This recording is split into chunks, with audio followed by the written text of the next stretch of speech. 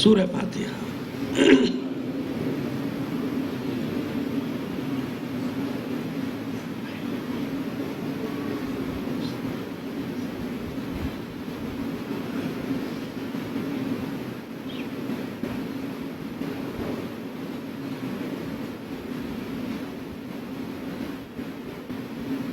اعوذ باللہ من الشیطان الرجیم، بسم اللہ الرحمن الرحیم، الحمدللہ رب العالمین، الصلاۃ والسلام علی اشرف الانبیاء والمرسلین، سیدنا و نبینا ابی القاسم محمد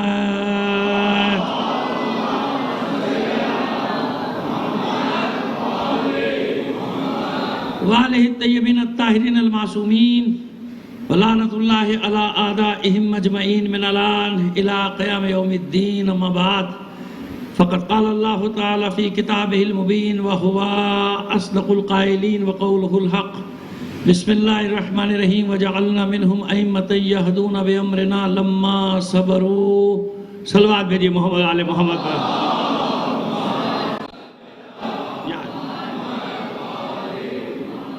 بیٹا ایک بچہ یہاں آ جاؤ، میرے سامنے آؤ، ایک ادھر آ جاؤ، آگے آ جاؤ، الگ الگ ہو جاؤ تاکہ اطمینان سے بیٹھ سکو۔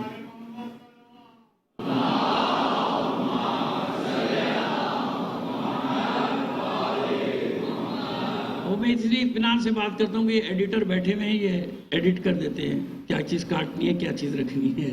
ایک اور صلوات بھیج دیجیے محمد آل محمد پر۔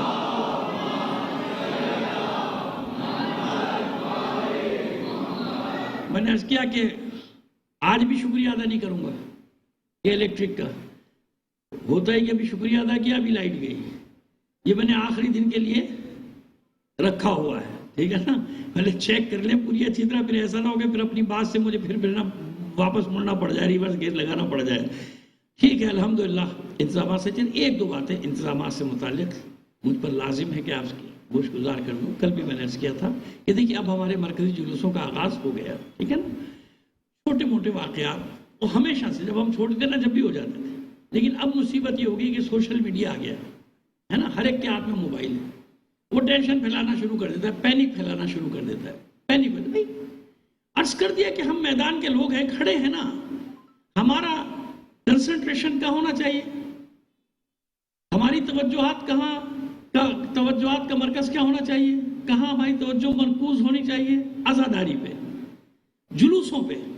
کوشش کی جاتی ہے کہ ڈسٹرب کیا جائے، ڈسٹرب کیا تو ان کے ساری ڈسٹرب نہیں، کچھ بھی ہو جائے، جیسے عاشور پہ ہوا تھا، جیسے جہلم میں ہوا تھا، الحمدللہ امتحان میں پورے اترے تھے نہیں اترے تھے، اترے تھے نا امتحان میں۔ جلوس اپنی منزل پر جائے گا، یاد رکھیے۔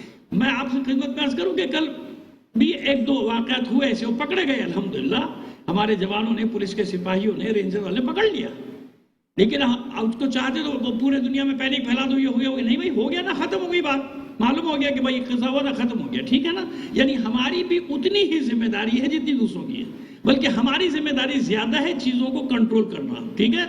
خدا نہ کرے کوئی بات ہوتی ہے تو آپ کو معلوم ہے میدان کے لوگ کھڑے ہیں، سامنا کرتے ہیں، ہر چیز کو دیکھیں گے، لیکن خواہ کا ٹینشن نہ پھیلایا جائے، ہمیں فضا کو پینک ہو گئے، سارے لوگ پینک پھیلا رہے ہیں، یہ سب نہ کریں۔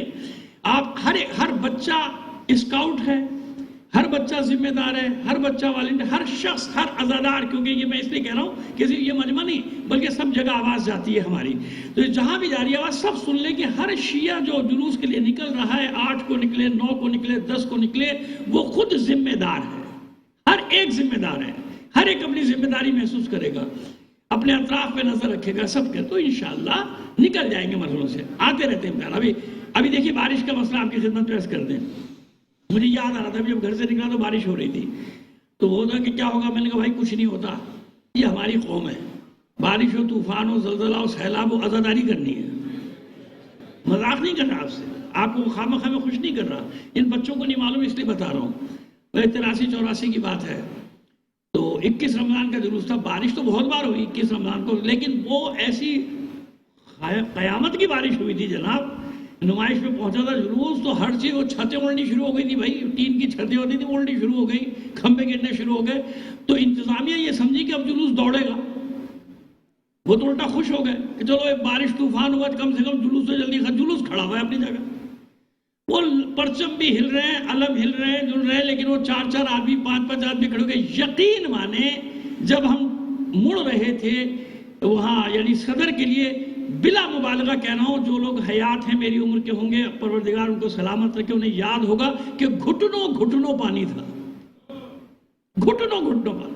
اچھا سب حیران تھے. اسے تو آپ کو معلوم نا ماشاءاللہ لگا ہوا تھا، ہے نا، ماشاءاللہ. اور چیخ ماشاءاللہ جو تھا وہ ضیاء الحق تھا آپ کا، چیخ ہی مارتا رہتا تھا. بدبخت انسان مروا کے چلا گیا پوری قوم کو. صلوات بھیجیے محمد آل محمد پر.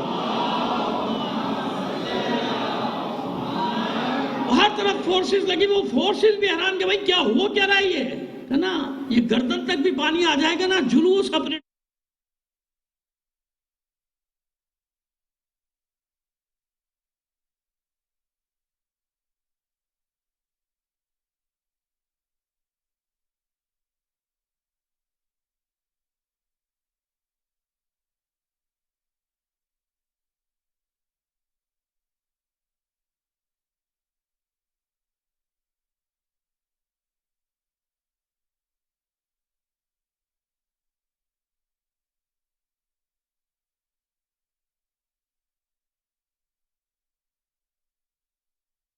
کسی کو صحیفہ دیا، کسی کو 1 صحیفہ، کسی کو 2 صحیفے، کسی کو 14 صحیفے. کہیں بھی یہ نہیں کہا گیا کہ سارا کا سارا علم اس میں ہے، اس صحیفے میں، اس کتاب میں. قرآن کے لیے پروردگار نے فرمایا کہ جتنا علم ہے کوئی خشک و تر یعنی کچھ بھی نہیں ہے عالمین میں جس کا علم کتاب میں نہیں رکھا. تو اب یہ کتاب پورے علم کے ساتھ اتری قلب رسول پہ، یہ کتاب اتر گئی علم نہیں اترا؟ کیسے ہو سکتا ہے؟ امکان ہے نہیں ہے نا. یا یہ ہوا کہ نہیں کچھ دے دیا علم، کچھ نہیں دیا. نہیں، جہاں کتاب ہے وہاں سارا علم ہوگا کتاب کا، سارا علم. جب کتاب ہے قلب رسول میں تو جتنے بھی علوم ہیں اللہ نے عالم فی العالمین بنا کر بھیجا. یہ سمجھ لیجئے گا پیغمبر ختم مرتبت کون ہے؟ عالم فی العالمین. عالمین یعنی اللہ کے بعد اگر کوئی سب سے بڑا عالم ہے تو کون ہے؟ اللہ کا رسول. اللہ کا رسول. امام کون ہے؟ بات تو ہماری امامت پہ ہو رہی ہے نا. امام کون ہے؟ اگر کوئی اور دعوے دار نظر آ جائے گا تو پھر بات کریں گے، لیکن کوئی دعوے دار نہیں ہے سوائے ایک ہستی کے جو یہ فرماتی نظر آتی ہے طول تاریخ میں ہر جگہ، یہاں بھی وہاں بھی، جو یہ فرماتی نظر آتی ہے کہ جیسا علم آتا تھا اللہ کا رسول ویسا ہی مجھے منتقل کرتا تھا، بالکل ایسے جیسے پرندہ اپنے بچے کو غذا بھراتا ہے، چباتا نہیں ہے، جیسا لاتا ہے ویسا منتقل کر دیتا ہے چونچ کے ذریعے سے ایسے. اور میں اللہ کے رسول کے پیچھے ایسے چلتا تھا جیسے اونٹنی کا بچہ اپنی ماں کے پیچھے پیچھے، سامنے نہیں دیکھتا اونٹنی کا بچہ. یاد رکھیے گا اصول ہے، اسی لیے مولا نے اس کی مثال دی. وہ صرف ماں کے قدموں کو دیکھ کے اپنے قدم رکھتا چلا جاتا ہے. تو فرمانے میں ایسے چلتا تھا بھائی اللہ کے رسول کے پیچھے جیسے اونٹنی کا بچہ اپنی ماں کے پیچھے پیچھے چلتا ہے. جیسا آیا ویسا منتقل کیا. میں آواز سنتا تھا وہی کی، میں شیطان کی چیخ سنتا تھا وہ جو کرب سے چلاتا تھا. تو کوئی تردید کر دیتا ہے. نہج البلاغہ میں مولا کے خطبے کا ایک حصہ ہے جس میں آپ نے فرمایا کہ میں نے وہی کو آتے جاتے دیکھا، میں جبرائیل کو دیکھتا تھا، میں جبرائیل کی آواز سنتا تھا. خطبہ ہے آپ کا نہج البلاغہ میں جو ہمارے برادران نے بھی نقل کیا. رئیس احمد جعفری صاحب جو ہیں وہ اہل سنت کے بہت بڑے فاضل ترین شخص گزرے ہیں. انہوں نے جو نہج البلاغہ کا ترجمہ کیا ہے تشریح، اس میں بھی یہ خطبہ موجود ہے. یعنی یہ نہیں کہ کہیں ہے کہیں، سب نے یہ لکھا کہ مولا نے یہ فرمایا، سنتا تھا میں. تو بتائیے کوئی تردید کرتا نا کہ ہم بھی تو رسول کے پاس بیٹھے تھے، ہم نے تو سنا، ہم نے تو نہیں دیکھا. آپ نے کیسے دیکھا؟ ہم نے تو نہیں سنا، آپ نے کیسے سنا؟ کسی میں ہمت نہیں تھی. جانتے تھے کہ علی کا مقام کچھ اور ہے. کیوں اللہ کے رسول نے فرمایا الحق مع علی وعلی مع یا علی مع الحق والحق مع علی. اور یہ وہ حدیث ہے جس میں کوئی اختلاف نہیں. ہمارے برادران بھی تسلیم کرتے کہ ہاں علی کے لیے فرمایا. بس اتنا سا اور ہے، اور اضافہ کر دیجئے. مان لیجئے کہ دعائیں کی ہیں اللہ کے رسول نے، سب کے لیے دعا کی، رحمت للعالمین ہے، لیکن علی کے لیے دعا الگ ہے. علی کے لیے یہ دعا نہیں مانگی کہ اللہ علی کو ایمان پہ باقی رکھنا، اسلام پہ باقی رکھنا، ایمان پہ سلامت رکھنا، علی کو حق پر قائم رکھنا. یہ دعا نہیں ہے. علی کے لیے کیا دعا ہے؟ علی کے لیے دعا یہ ہے، پروردگار اے میرے رب، اے میرے اللہ، حق کو ادھر ادھر موڑ دے جدھر جدھر علی مڑ جائے۔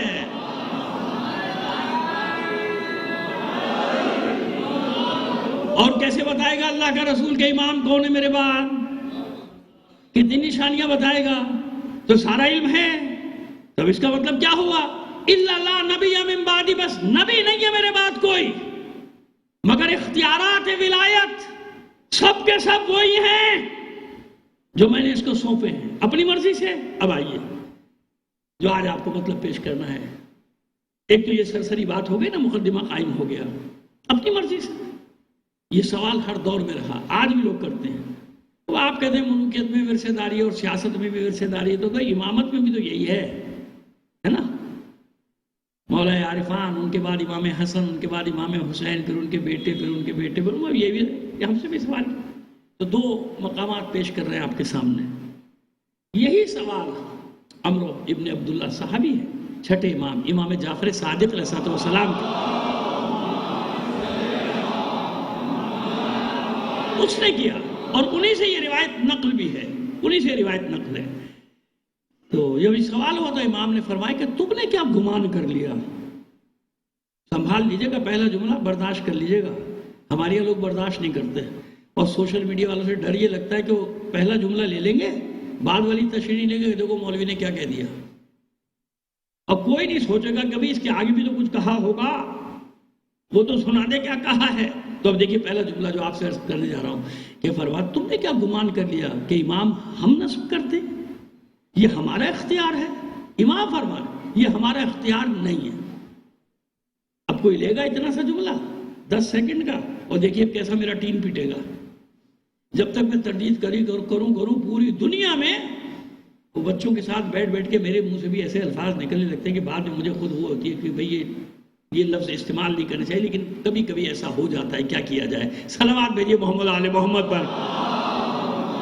یعنی دیکھیے وہ کیسا پروپیگنڈا، کیسی تبلیغات کرے گا، لیکن ایک جملے کو بھائی پوری بات تو پیش کر دو۔ خیانت کیوں کر رہے ہو؟ خیانت ہے نا، یہ بے ایمانی ہے نا۔ یہ اگر اعتراض کرنا ہے تو پورا قول نقل کرنے کے بعد اعتراض اٹھاؤ نا۔ اب سنیے کیا فرماتے ہیں امام، آگے کی بات دیکھیے۔ تم نے کیا سمجھ لیا یہ ہمارا اختیار ہے امام بنانا؟ ہمارا اختیار نہیں ہے۔ اگر صرف اتنا جملہ لے لیا جائے تو لوگوں کو کتنا ناگوار گزرے گا، حالانکہ گزرنا نہیں چاہیے لیکن گزر جائے گا، کیونکہ جو مزاج بنا دیے گئے گزشتہ 30-40 سال میں، اس میں تو یہی ہے۔ جو 30-40 سال میں ماحول کریٹ کر دیا گیا، بنا دیا گیا، اس میں تو یہی ہے۔ یہ جملے کو لے کے پیچھے پڑ جائیں گے، یہ کیسے کہہ دیا آپ نے، وہ کیسے کہہ دیا۔ خدا کے بندے خود جا کے پڑھ لے، پھر اتنا پڑھ لے۔ فٹ پاتھ میں بیٹھ کے تو اتنا بڑا مجتہد بن گیا، تھوڑا سا پڑھ لیتا تو اور اچھا بن جاتا۔ صلوات بھیجیے محمد آل محمد پر۔ فرماتے ہیں کہ تم نے کیا گمان کیا یہ ہمارا اختیار نہیں ہے، یہ اللہ کی طرف سے تعیین شدہ ہے، یعنی پہلے سے طے کر لیا گیا، اور اس کا ابلاغ اللہ نے اپنے رسول کو کر دیا۔ اور جتنے امام ہیں ایک ایک کا نام، ان کا زمانہ، ان کے والدین کا نام، سب اللہ کے رسول کو اللہ کی طرف سے پہنچا دیا گیا، اور اللہ کے رسول نے بھی سب کا اعلان کر دیا۔ ولی، وہی بات آ گئی نا، ولی ہمیشہ تھا علی، مولا ہمیشہ تھا علی، لیکن دیکھیے اب اختیار کی بات کہ اللہ کے رسول کو یہ اختیار نہیں کہ اپنی مرضی سے ذوالعشیرہ میں کہہ دیتا کہ علی تمہارا مولا، شب ہجرت کہتا تمہارا مولا، بدر میں کہتا، احد میں کہتے، خیبر میں کہتے، خندق میں کہتے، مباہلہ میں کہتے، غدیر۔ کہاں انتظار کیا غدیر تک؟ کیوں؟ جب تک اللہ کا حکم نہیں آئے گا، منصب کا اعلان نہیں کیا جائے گا۔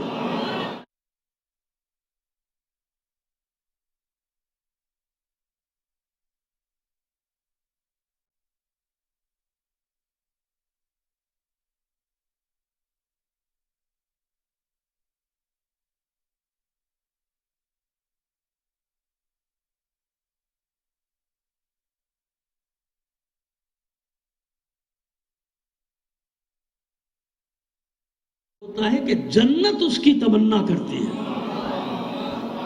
سب فرق ہے، یہ فرق یاد رکھو۔ یہ مثالیں دے دیں گے انشاءاللہ. کل پرسوں کی مجلس میں آپ یاد تو دلاتے نہیں، کل بھی میں نے کہا تھا کچھ یاد دلا دینا، بھول گئے آپ بھی، میں بھی بھول گیا. تو یہ یاد دلا دیجیے گا، بتائیں گے آپ کو جو ہم نے جملہ کہا ہے نا، اس کا پس منظر کیا ہے کہ جنت تمنا کرتی ہے علی کے چاہنے والوں کو. انشاءاللہ پرسوں کی مجلس میں شب عاشور کی اگر زندگی رہی بتا دیں گے آپ کی خدمت میں. اب یہ ابو بصیر کون ہے؟ امام کا وہ چاہنے والا، مدینے میں ہے امام. وہ جو کہتے ہیں نا ہم امام کی تقلید کرتے ہیں، ہم امام کی تقلید کرتے ہیں، پتہ کچھ ہے نہیں اس کو. اچھا روایتیں ملی آئے گا، اب اس سے پوچھو روایت کہاں سے لایا؟ کیا بہار الانوار؟ تو بہار الانوار تو نے لکھی ہے؟ بہار الانوار آسمان سے آئی ہے کیا؟ بہار الانوار کی روایت ماننے کا مطلب کہ تو علامہ مجلسی کا اقرار کر رہا ہے نا. براہ راست تو امام سے کچھ بھی نہیں سنا، تو نے ان سے سنا ہے؟ یا شیخ صدوق نے لکھا ہوگا، یا شیخ کلینی نے لکھا ہوگا، یا شیخ مفیدی نے لکھا ہوگا، یا علامہ ہلی کی تو کتاب اٹھا کے لائے گا، یا شیخ توسی کی کتاب اٹھا کے لائے گا، یا علامہ مجلسی کی کتاب اٹھا کے لائے گا. وہ سب انہی نے تو لکھی، علماء نے لکھی. اور کس نے لکھی ہیں؟ یہ عجیب احمق لوگ ہوتے ہیں کہ علماء کے خلاف علماء کی کتاب لے کر آ رہے. اب تو ان کی مان رہا ہے نا، تو بھائی یہی ہم بھی کہہ رہے ہیں کہ علماء کی مانو. اور کیا کہہ رہے ہیں؟ یعنی علماء سے مراد وہ فقہا، وہ اس درجے کے، سمجھ گئے؟ اب مجھ جیسا طالب علم تھوڑی، میں تو طالب علم ہوں. ایک صلوات بھیجیے محمد آل محمد پر. یہ کون ہے ابو بصیر؟ امام موجود، امام موجود، ظاہری وجود موجود. اور ابو بصیر کا مقام یہ ہو گیا کہ ابو بصیر کو حکم دے رہے، مدینے میں خود بھی ہیں کہ جاؤ اجلس فی المسجد المدینۃ وافت الناس. جاؤ ابو بصیر، بس ہم نے تمہیں تیار کر دیا، آراستہ کر دیا علم کے زیور سے. جاؤ مسجد مدینہ میں یعنی مسجد نبی میں بیٹھو اور لوگوں کے لیے فتوے دو. جی یعنی امام کے پاس بھی کوئی آتا ہے، کہتے جاؤ ابو بصیر سے پوچھو. اور ایسے بڑے مناظر ہیں امام کے جس میں امام نے اپنے شاگردوں کو کہا کہ تم جواب دو، تم جواب دو. کیوں بھائی؟ امام موجود ہے نا. اس لیے قیامت تک بتا رہے کہ جب ہم نے اپنے سامنے اپنے نائب بنائے ہیں تو جب پردہ غیب میں جائیں گے تمہیں لوارث چھوڑ دیں گے کیا؟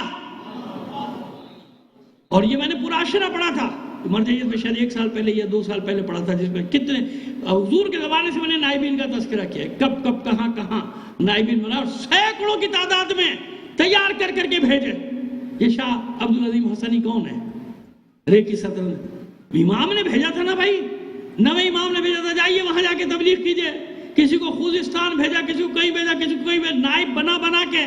تو جو امام موجود ہو اس کے باوجود نائب بنا کے بھیج رہا ہوتا کہ کہیں کے لوگ بے ہدایت نہ رہ جائیں. اور یہ لکھ کے بھیجتے تھے کہ یہ میرا نائب ہے. اور آسان مثال دے دوں، کیا کہا تھا جناب مسلم بن عقیل کے لیے؟ یہ جو آ رہا ہے میرا نائب ہے، اس کے ہاتھ پر بیعت میرے ہاتھ پر بیعت ہوگی. یعنی جو مسلم بن عقیل کے ہاتھ پہ بیعت کرے گا اس نے حسین کے ہاتھ پہ بیعت کی. حبیب بن مظاہر کون؟ معصوم موجود ہیں. کس فقیہ کی مجھے ضرورت ہے؟ جب آج ضرورت نہیں تو امام کا وجود سامنے تو کیا ضرورت ہے بھائی فقیہ کی؟ لیکن تاریخوں میں وہ خط موجود ہے نا امام حسین کا. میں خود پڑھتا ہوں وہ خط، جب جناب حبیب کا ذکر کرتا ہوں تو کیا لکھا تھا؟ رجل الفقیہ. پہلا لقب یہ دیا ہے امام حسین نے جناب حبیب ابن مظاہر کو. کیا لقب دیا؟ رجل الفقیہ، اے مرد فقیہ. تو جسے حسین فقیہ کہہ رہا ہو وہ کیسا عالم ہوگا بھائی؟ جسے حسین فقیہ کہہ. تو اللہ کے بندو نہ کرو ایسا، نہ کرو ایسا. ضرب لگائی جا رہی ہے، جانتے ہیں آپ؟ اس کی جگہ ضرب ماری جا رہی ہے جہاں سے سامراٹ کو ضربیں لگی ہے. سمجھ میں آیا میرا جملہ؟ سامراٹ یہ دیکھ لینا کہ نقصان کہاں سے پہنچا، ان کی طاقت کا سرچشمہ کہاں ہے، کہاں ہے.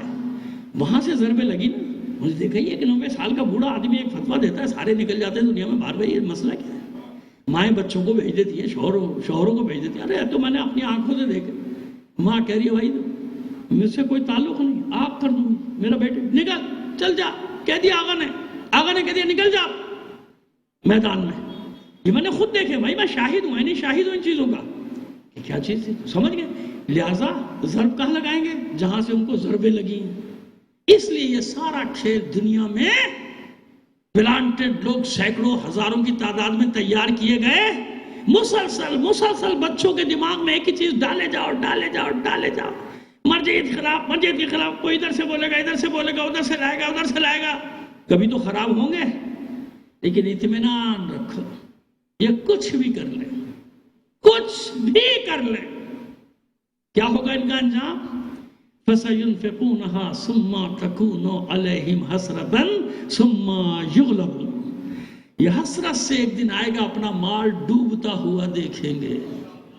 قرآن کی سورہ انفال کی آیت ہے یہ، اپنا مال ڈوبتا ہوا، وہ جو کروڑوں اربوں لگایا ہے نا، ڈوبتا ہوا دیکھیں گے حسرت سے۔ ثُمَّ تَكُونُ عَلَيْهِمْ حَسْرَةً ثُمَّ يُغْلَبُونَ، اور پھر یہ مغلوب، یعنی ان کو شکست ہو جائے گی۔ کب؟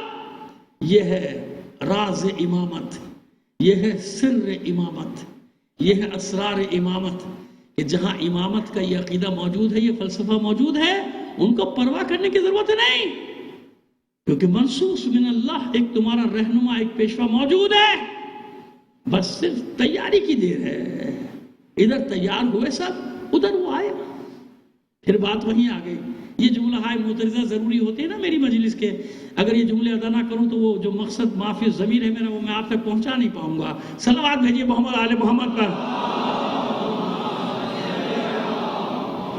تو یہ ابو بصیر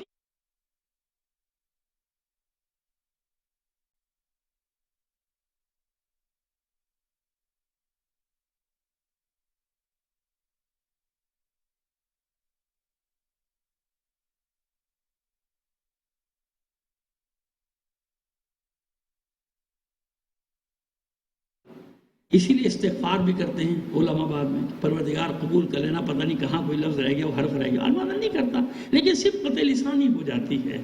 صبغۃ لسانی میں امکان ہوتا ہے کوئی حرف، کیونکہ ہم لوگ معصوم نہیں ہیں نا، ہم معصوم نہیں ہیں، بے شک آیات یاد ہوتی، لیکن کہیں نہ کہیں ہم نے خود تجربہ کیا، پھر آگے دوسرے دن اصلاح کرتے ہیں، بھائی یہ لفظ یہ نہیں تھا، یہ تھا، ہے نا۔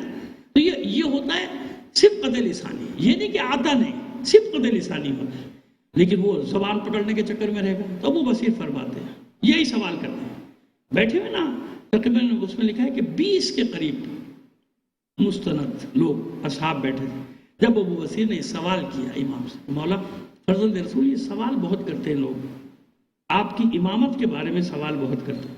اب یہ سوال کرنے کی جرت بھی ابو بصیر جیسے ہی کر سکتا تھا، کیونکہ امام کا خاص شاگرد ہے نا، تو امام بھی جانتے ہیں، سمجھتے ہیں، دلوں کے حال کو جانتے ہیں کہ اگر یہ کوئی سوال کر رہا ہے تو اپنے لیے نہیں کر رہا، یہ جو مجمع بیٹھا ہوا ہے نا باہر سے جو آیا ہے، ان کو سنانے کے لیے، تاکہ جواب آئے اور ان کو معلوم ہو جائے۔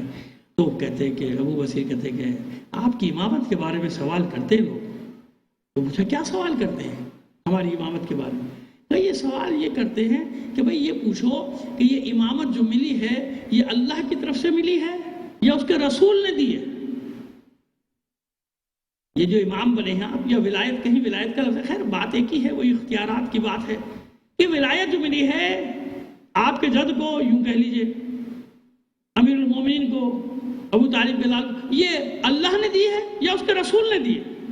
تو روایت کے یہ الفاظ ہیں، میں بھی دیکھ کر آ رہا ہوں کہ امام کا چہرہ خوشمگی ہو گیا، یعنی ناگواری کے تاثرات آ گئے چہرے پہ امام کے، امام کے چہرے، یعنی برا لگا، جس کہتے ہیں امام کو بہت برا لگا، کہتے کہ حیف ہو تم لوگوں پر، وائے ہو تم لوگوں پر،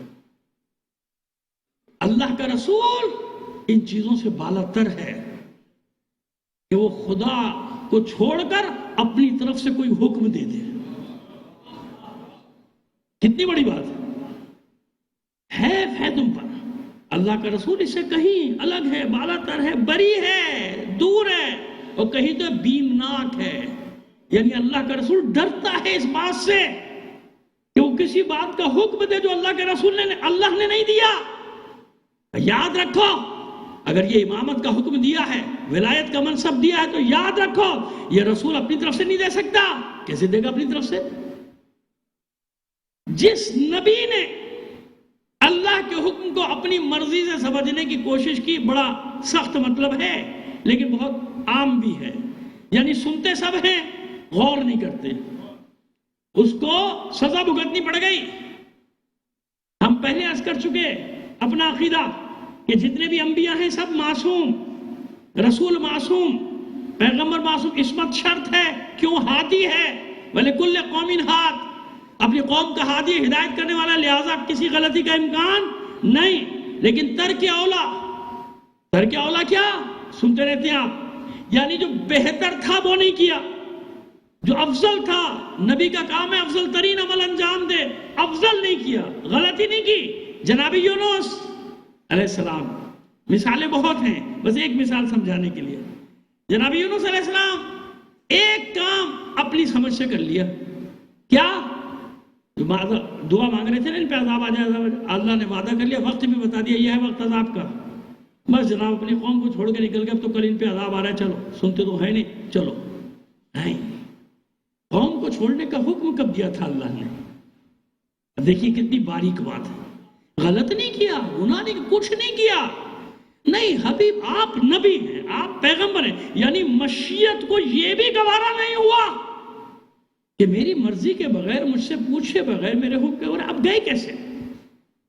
سمجھے؟ اور بعد میں معاملہ الٹ گیا نا، ایک طرح کی اولا کے سبب کیا ہوا؟ نبی چلے گئے، انہوں نے توبہ کی، عذاب ٹل گیا، اور آپ کو کتنے ایسے شکم ماہی میں رہنا پڑ گیا۔ ایسی بہت ساری مثالیں ہیں جناب یوسف علیہ السلام کے بارے میں اور انبیاء کے بارے میں، تو ہم سمجھا رہے ہیں کہ ترک اولا گناہ نہیں، معاذ اللہ، کبھی بھی ہمارا یہ عقیدہ نہ تھا، نہ ہے، نہ قیامت تک ہوگا۔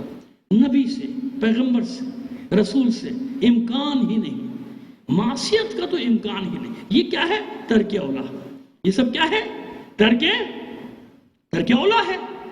تو مجھے بتائیے وہاں اتنی تنبیہ کہ اپنی مرضی سے ہی دیکھ، تو جب جناب یونس کے بارے میں بتا دیا کہ آپ اپنی مرضی سے بھی یہ کام غلط نہیں کیا، گناہ نہیں کیا، لیکن کیوں کیا؟ تو پھر جو خاتم النبیین ہے، جس کے صدقے میں سب کو نبوتیں ملی، رسالتیں ملی، پیغمبری ملی، جو مقصود کائنات ہے، جس کے لیے اللہ نے یہ کائنات کی بزم سجائی، یہ عالمین کی بزم سجائی، اس سے امکان ہے، اس کو اسی لیے تو سب کچھ دیا گیا کہ بارہا قرآن مجید فرما رہا ہے وَمَا تَشَاءُونَ إِلَّا أَن يَشَاءَ اللَّهُ وَمَا يَنطِقُ عَنِ الْهَوَىٰ إِنْ هُوَ إِلَّا وَحْيٌ يُوحَىٰ۔ میرا حبیب، میرا نبی، میرا رسول یہ بات ہی نہیں کرتا مگر وحی کی زبان میں، یہ معصوم سمجھا رہے، تم نے کیا سمجھا؟ اللہ کا رسول اپنی مرضی سے کر سکتا ہے، اس سے بالا تر ہے، اس سے بری ہے۔ اگر اللہ کے رسول نے امامت کا حکم پہنچایا، ولایت کا حکم پہنچایا، تو یہ اللہ کے حکم سے پہنچایا، منصوص من اللہ۔ اور سنو، یاد رکھو، جیسے نماز، روزہ، زکوٰۃ، حج واجب ہے، اسی طرح ولایت بھی واجب ہے۔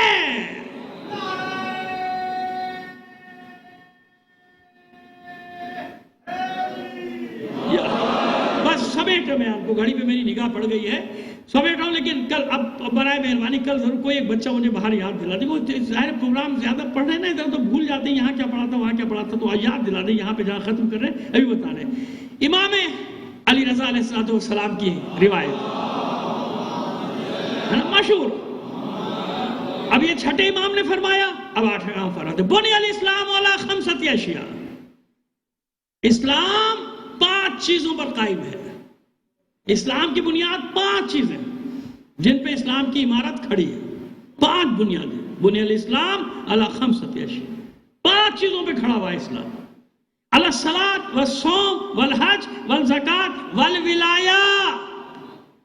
وہی بات جو چھٹے امام نے فرمائی، وہ اس میں ایسا نہیں کہ امام نے چھٹے امام نے کچھ کہا، 7ویں امام نے کچھ کہا، 8ویں امام نے کہا، سب سے بڑی چیز کیا ہے؟ ولایت۔ اور جہاں ختم کر رہے ہیں بات کو، اور یہ ولایت کیسی چیز ہے؟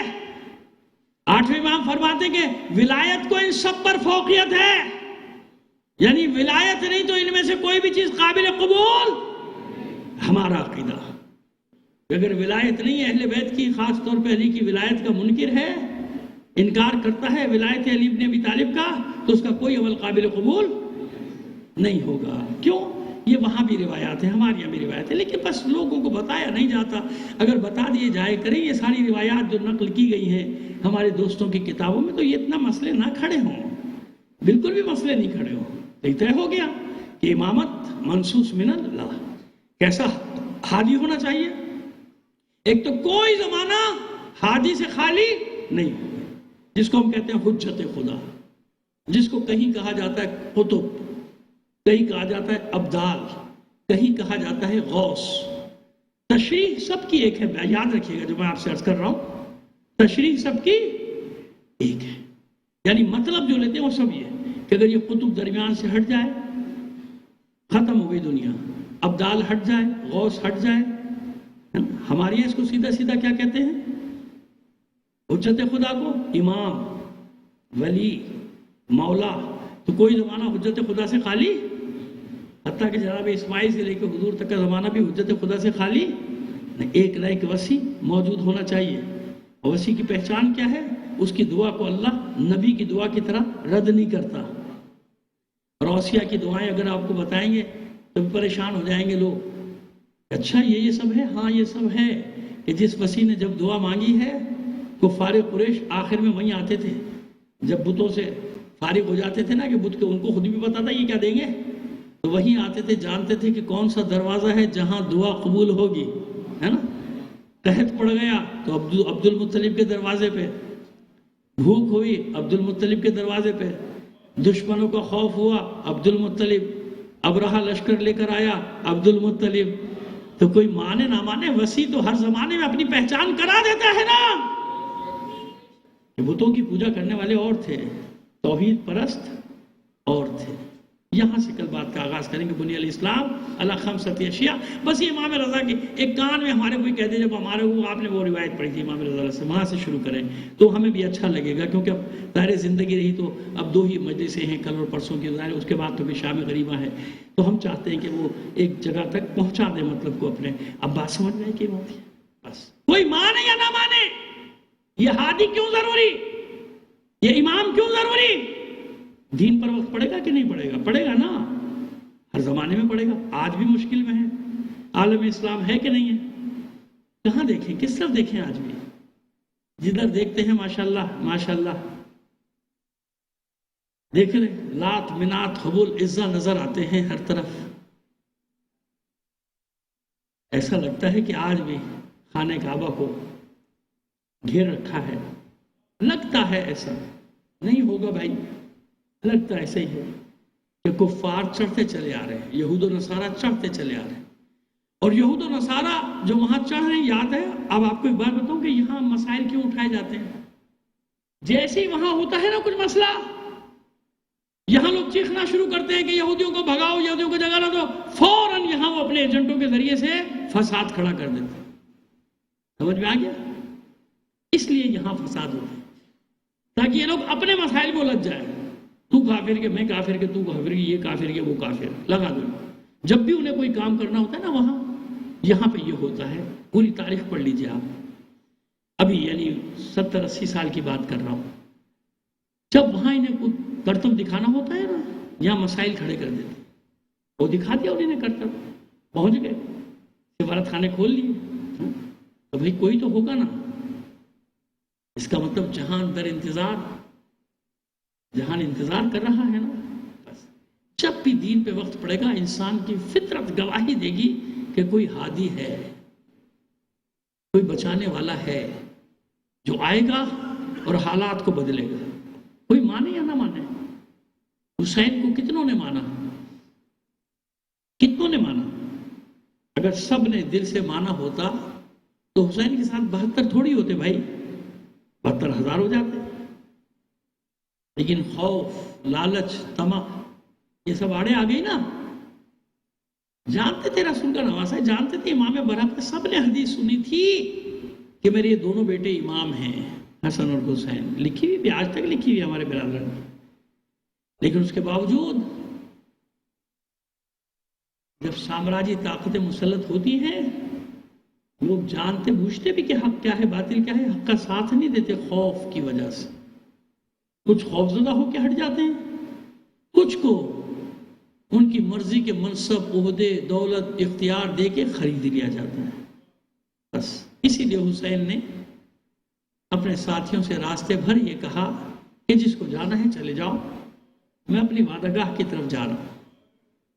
یقین جانیے تاریخ گواہ ہے کہ بہت سارے لوگ، سینکڑوں کی تعداد میں ایسے تھے جو اس لیے ساتھ آ گئے تھے کہ جنگ ہوگی، رسول کا لشکر کوفے 18,000 کا لشکر تو وہیں سے مل جائے گا، ہمیں بھی کچھ ملے گا. جنگ میں اس لیے بھی جاتے تھے، مال غنیمت ملے گا، عہدہ ملے گا، کچھ تو ملے گا جب حکومت آئے گی. لیکن جو کربلا قریب آ رہی تھی، عزائم حسین کے سامنے آ رہے تھے، سب چھوڑ کر چلے گئے. 72 رہ گئے، لیکن 72 کو تاریخ بشریت قیامت تک سلام کرتی رہے گی، ہے نا؟ عجیب نہیں ہے انصار حسین؟ لوگ حیرت کرتے ہیں، فرزند رسول، رسول کا نواسا، فاطمہ کا لال، اور صرف 72 آدمی۔ کتنے آدمی؟ 72۔ نہیں، تعجب اس بات پہ نہ کرو کہ حسین کے ساتھ صرف 72، تعجب اس بات پہ کرو کہ وہ 72 کیسے آ گئے ان حالات میں۔ دیکھیے، یہ نہ سمجھے کہ دھوکے میں آ گئے۔ ایک دن پہلے مہلت دے دی نا حسین نے، راستہ کھلا ہوا، اور وہ بھی یہی کہہ رہے تھے کہ جو چھوڑ دے گا حسین سے کوئی لڑائی نہیں۔ سمجھ میں آ رہی ہے میری بات؟ ایک تو نا اچانک گر گیا بھائی، جھگڑا ہو گیا، گولیاں چل گئی، دھماکہ ہو گیا، شہید ہو گئے، وہ بھی شہید کا درجہ ہے، وہ بھی شہید ہے، ٹھیک ہے نا؟ لیکن ایک کیا ہے، معلوم ہے، معلوم کتنے موقع ملتے رہے جانے کے، شب عاشور تک ملتے رہے نا موقع، چلے جاؤ۔ وہ لشکر بھی یہ کہتا جو ان کو چھوڑ دے گا کوئی دشمنی نہیں، جاؤ جان بچاؤ، اور چلے گئے لوگ۔ یہ 72 کیسے تھے؟ اب دیکھا، تعجب اس پہ کرو کہ سب کو معلوم ہے کہ ایک ایک لمحہ جو گزر رہا ہے موت سے قریب کر رہا ہے، موت سے قریب، موت سے قریب۔ یہ تو میں کہہ رہا ہوں نا، یہ تو تاریخ کہہ رہی ہے، تجزیہ نگار کہہ رہے ہیں، لیکن نہیں، یہ 72 جانتے تھے کہ ہر لمحہ زندگی کے قریب کر رہا ہے، اب حسین مرنے نہیں دے گا۔ یہ تو 72 جانتے ہیں کہ موت ان کے نزدیک شہد سے بھی زیادہ شیریں تھی، ہے نا؟ جبھی تو لپک رہے تھے، جھپٹ رہے تھے موت پر حملہ کر رہے تھے 72۔ جس لشکر کا 13، 14 یا 15 سال کا، 15 سال بھی کوئی زیادہ سن تو نہیں کہتے، کوئی حرج تھوڑی ہے، کہیں 15 سال بھی لکھا ہے، کوئی حرج نہیں۔ اب مجھے بتائیے، یہاں بیٹھے ہوں گے، پروردگار سب کے جگر کے ٹکڑوں کو سلامت رکھے، ذرا 15 سال کے بچے کو دیکھ لیجئے کتنا بڑا ہے، سب سے زیادہ یہی لکھی ہے نا جناب قاسم کیوں؟ جس لشکر کا 15 سال کا سپاہی یہ کہتا ہو کہ چچا جان موت میرے نزدیک شہد سے بھی زیادہ شیریں، تو اس کی معرفت کا عالم کیا ہوگا؟ معرفت کی کن منزلوں پر ہوگا وہ بچہ جو کہہ رہے ہیں موت تلخ نہیں، موت کا ذائقہ بتا رہا ہے حسن کا لال، کل نفس ذائقۃ، یعنی ہر ایک کے لیے موت کا ذائقہ الگ الگ ہے۔ کربلا میں یہ شہزادہ حسن مجتبیٰ کا محلقہ امام حسن کا بتا رہا ہے کہ شہد سے بھی زیادہ شیریں، یعنی جلدی تھی کہ جلدی سے موت کا ذائقہ چکھوں اور میرا دادا حیدر کرار مجھے اپنی آغوش میں لے جائے۔ لیکن عزادارو، مجھے سمجھ میں نہیں آتا کہ اس کا دادا کس طرح قاسم کے ٹکڑوں کو اٹھا کے لے گیا ہوگا۔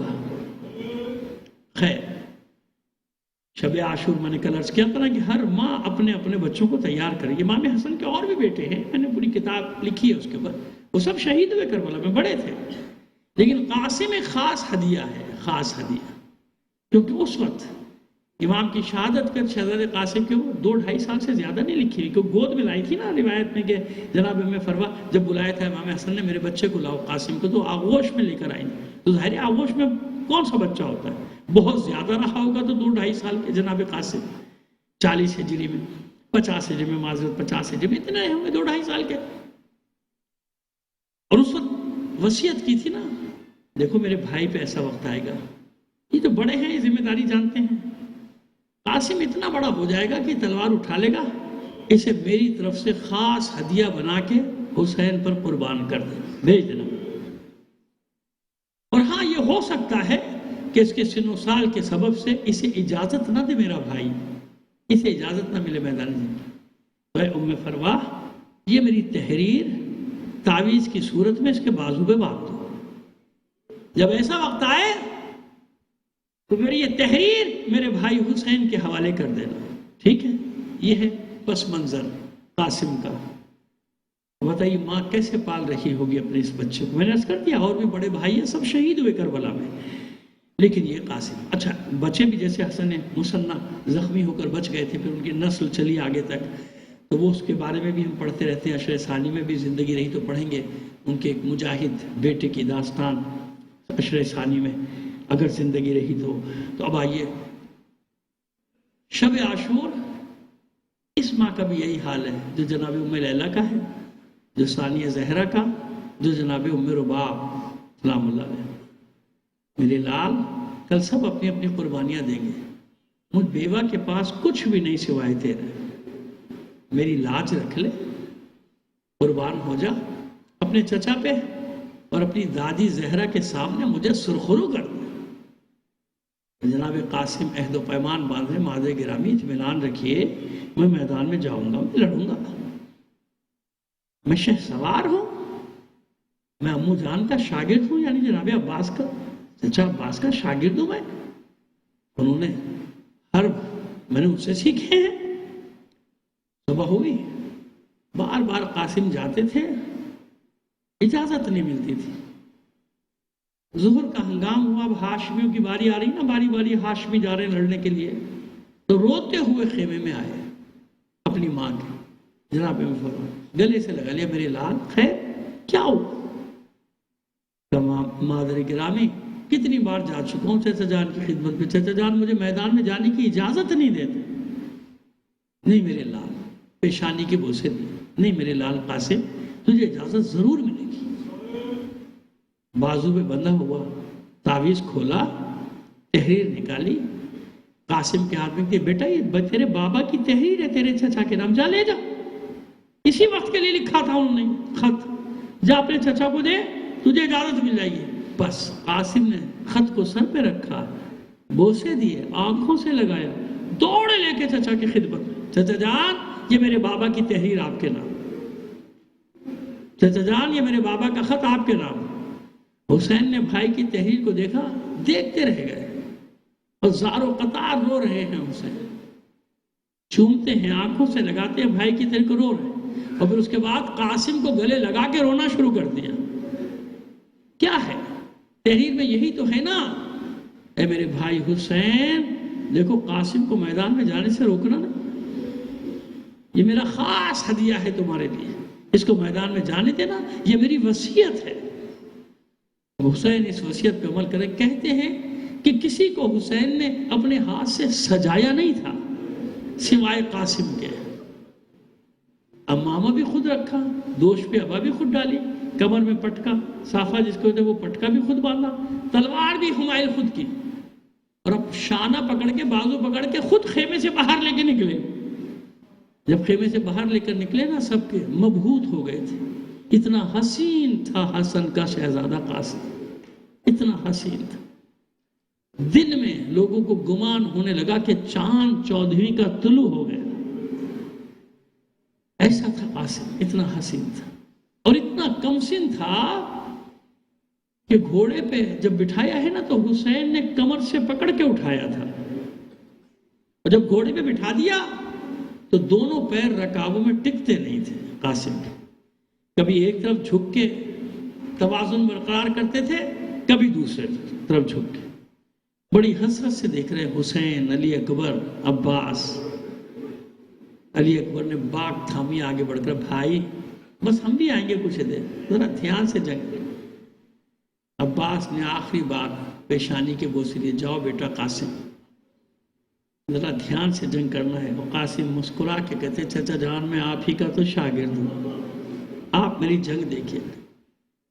حسن کا لال مقابل آیا لشکر اعداء کے، رجس پڑی، جو جانتا ہے وہ جانتا ہے، جو نہیں جانتا سنو، میں اس حسن کا لال ہوں جس حسن پہ جنگ سے جی چرانے کا الزام تھا، آؤ میری جنگ دیکھو اور پھر سمجھ لو کہ میرا بابا کتنا بڑا شہسوار تھا۔ یہاں قاسم کو یاد ہے مجھے وہ دھونا ہے داغ، مجھے جواب دینا ہے ان کے اعتراض کا، میں بتاؤں گا میں کس حسن کا بیٹا ہوں۔ اب جب ایسی للکار سنی، پسر ساز سمجھ گیا حیدر کرار کا پوتا ہے، حسن کا لال ہے، اس کے مقابلے میں کسی سخت آدمی کو بھیجا جائے۔ ارزق شامی تاریخوں میں اس کا نام ہے، اپنے زمانے کا بہت بڑا پہلوان، جیسے مرحب، جیسے انتر، جیسے عمرو ابن عبدوت، کہ جا حسن کے لال کے مقابلے میں جا۔ جملہ برداشت کر لیجیے گا معذرت کے ساتھ، کیونکہ اس نے کہا، اس لیے لکھا ہے روایتوں میں کہ بڑی حقارت سے اس نے حسن کے لال کو دیکھا، ارزق شامی کہ بچے کے مقابلے میں مجھے بھیجے گا۔ اس کے 4 بیٹے اس کے ساتھ آئے تھے، ایک سے کہا جا اس بچے کا نوجوان کا سر قلم کر کے لیا. وہ آیا اور قاسم نے ایک ہی وار میں اس کو جہنم کا راستہ دکھا دیا. وار کرنے کے بعد تکبیر بلند کی اللہ اکبر اور پلٹ کر دیکھا اس اونچے مقام کی طرف جہاں اس کا چچا حسین اس کی جنگ دیکھ رہا ہے. بچے کارنامہ کرتے ہیں بزرگوں سے شاباشی چاہتے ہیں نا. اب جب دیکھا اپنے چچا کی طرف مسکرا کے تو حسین نے مرحبا آفرین میرے لال قاسم بہت اچھا وار تھا. عباس نے فریاد بلند کی بیٹا قاسم بہت اچھا وار کیا. علی اکبر نے داد دی بھیا آفرین مرحبا بہت عمدہ. اب اور حوصلہ بڑھا قاسم کا. ایک بیٹا واصل جہنم ہوا ارزق شامی نے دوسرے کو بھیجا جا اپنے بھائی کا بدلہ لے کے آ. ایک وار کیا اس کے بھی 2 ٹکڑے کر کے جہنم میں پھینکا. پھر پلٹ کر دیکھا. پھر عباس نے حسین نے علی اکبر نے داد تحسین مرحبا آفرین قاسم بہت عمدہ تھا. ایک ایک کر کے 4 بیٹوں کو جہنم کا راستہ دکھایا. جب 4 بیٹوں کے لاشیں سامنے دیکھے دیوانوں کی طرح دوڑا قاسم پر حملہ کرنے کے لیے ارزق شامی. حسین نے دیکھا عباس نے دیکھا قاسم نے دیکھا. عباس نے چلا کر کہا بیٹا قاسم بہت ہوشیار ہو کر بہت بڑا پہلوان ہے. اور ادھر حسین سجدے میں چلے گئے معبود ہاشمی جوان ہے ایک کے مقابلے میں شکست نہ ہو. قاسم تیار ہوئے مقابلے کے لیے. جو ہی سامنے آیا جنگی حربہ استعمال کیا ایسا کہ ایک ہی وار کیا سر پہ آدھا ادھر گرا آدھا ادھر گرا. تکبیر بلند کی اللہ اکبر. بس حسین نے نگاہیں اٹھا کر دیکھا قاسم کو. عباس نے دیکھا قاسم کی تکبیر کا تینوں نے جواب دیا. اکبر نے بھی جواب دیا. اللہ اکبر بیٹا قاسم کمال کر دیا بہت عمدہ وار کیا. لیکن کیا ہوا اب جو دیکھا پسر سعد نے کہ ارزق بھی مارا گیا. غصے میں حکم دیتا ہے یہ ہاشمی جوان ہے یہ حیدر کا بیٹا ہے یہ حسن کا لال ہے. ایک ایک کر کے جاؤ گے پورے لشکر کو کاٹ کے پھینک دے گا. حملہ کرو مل کر چاروں طرف سے لشکر حملہ آور ہوا اس شہزادے قاسم پر. اس میں بھی مقاتل میں لکھا کہ قاسم نے تنے تنہا 40 کوفیوں شامیوں کو جہنم کا راستہ دکھایا. نامعلوم کتنوں کو زخمی کیا لیکن آخر بازوں کی طاقت جواب دینے لگی. دشمن غالب آتا گیا. تھے بھی تو ہزاروں کہاں تک لڑتا قاسم. جب تلوار گری ہاتھ سے سپر گری خود گرا. واروں پہ وار لگنے لگے. واروں پہ وار ہوتے رہے لگتے رہے واروں پہ وار لگتے رہے. اب جب گرنے لگا قاسم نے دیکھا کہ اب میں گھوڑے پہ سنبھل نہیں سکتا تو پھر آواز دی یا اماں ہوترکنی اے چچا جان میری خبر لیجئے.